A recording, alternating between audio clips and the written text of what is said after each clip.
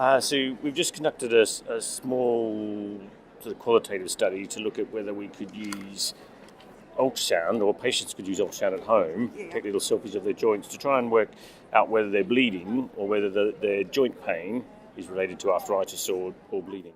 We have got some funding for it to run a trial, but we wanted to first of all get a feeling of actually would patients see this as an advantage or just think it's too complicated. There's no way we could sort of try and learn that and do that. But we're sort of on the principle that patients for years have been taught to self-infuse, and patients with other disease, diabetes, are able to give and manage their condition at home.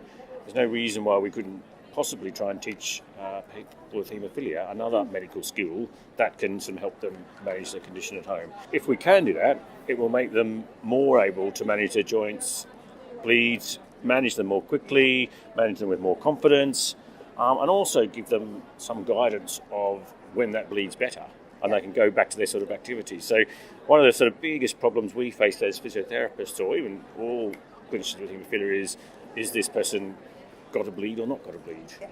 Because the signs and symptoms of bleeding and arthritis are very similar. There's lots of overlap.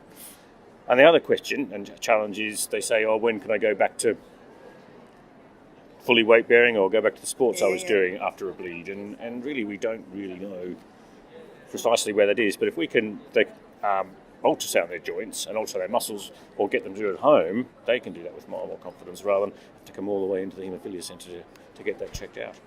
So it kind of sounds like it's almost there's a feedback loop in their body. It's helping them to really kind of hear it and listen to it. So is the pain what's causing the pain? I can actually check it out. Yeah, and so ultrasound systems now come in almost pocket-sized devices. So the ones we're trying with connect to a 7-inch tablet device, so people can put it in there. They can go on holiday, they can go take it in their bag to work, they can just do it, anywhere. And if they've got Wi-Fi and stuff, can they send that live to you so they can get back up? Yeah, absolutely. So our study is just looking at the feasibility at the moment. Right. So we're just at the very early stages of planning how to do it, because we have to try and develop an education package and work out what is the best way to teach patients how to do it, then let them try that at home. And initially we're not going to do anything about changing treatment, we're not going to do anything more than just try and get some information as to what can they do it and what their joints look like when they think they've got a bleed. And develop it from there. So if you find that patients pick it up in the same way as they have with infusion, as you said earlier, what would you love to see happening, say, in 5 years' time? Just that these sort of devices would be available for patients to use. As with all technology and equipment and devices, one thing's not for everyone.